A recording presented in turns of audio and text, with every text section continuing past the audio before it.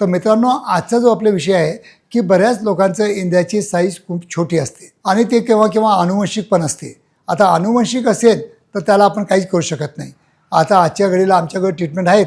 Vacuum therapy devices आहेत, काही आम्ही फिलर करतो किंवा फॅट फिलर करतो किंवा हायलोरोनिक ॲसिड असतं ते आम्ही फिल करतो. असे भरपूर उपचार उपलब्ध आहेत.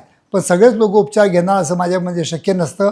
पण जर काही लोकांना उपचार घ्यायचे नसतील आणि तरी त्यांच्या पार्टनरला आपलं इंद्रिय लहान असून पण जर त्यांना प्रॉपर त्यांना संतुष्टी द्यायची असेल किंवा त्यांना तृप्त करायचं असेल किंवा त्यांना प्रॉपर सॅटिस्फॅक्शन द्यायचं असेल तर कोणत्या पोझिशनमध्ये त्यांनी सेक्च्युअल ॲक्ट करायला पाहिजे त्याच्याविषयी आज आपण बोलूया. तर मित्रांनो, की जनरली असं असतं की तुम्हाला मी लहान साईजबद्दल तुम्हाला चुकीची तुमची कल्पना सांगतो की जनरली हे जे वजानल जे लेंथ असते हे आउटरमध्ये 1/3 म्हणजे फक्त 1/3 जो हिस्सा असतो बाहेरचा तिथंच पण जास्त सेन्सिटिव्हिटी असते.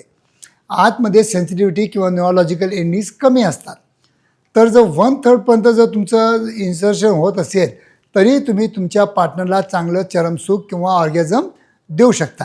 हे तुमच्या डोक्यामध्ये पक्क बसून घ्या. एक दुसरी गोष्ट, जेव्हा केव्हा तुमचं जर इंद्रिय तुम्हाला फील असेल की लहान आहे तर केव्हाच तुम्ही म्हणजे सुपाईन पोझिशनमध्ये किंवा मिशनरी पोझिशनमध्ये तुम्ही सेक्च्युअल ॲक्ट करू नका. म्हणजे जनरली तुमची पार्टनर खाली झोपलेली आहे आणि तुम्ही वरून स्ट्रोकिंग करताय, याला आम्ही मिशनरी पोझिशन म्हणतो. या मिशनरी पोझिशनमध्ये तुम्ही केव्हाच सेक्च्युअल ॲक्ट करू नका.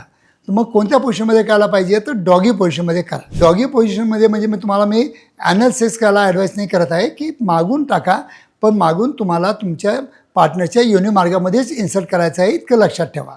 कारण की या मागून जर तुम्ही केलं तर जे अँटेरियर चेंबरला जे जास्त सेन्सिटिव्ह असते किंवा जी स्पॉट असतो ते जी स्पॉट स्टिम्युलेट करण्यासाठी जर तुम्ही डॉगी पोझिशनमध्ये जर आपल्या पार्टनरला जर केलं तर नक्कीच स्मॉल पेनिस असूनसुद्धा तिला प्रॉपर सॅटिस्फॅक्शन आणि तृप्ती मिळू शकते.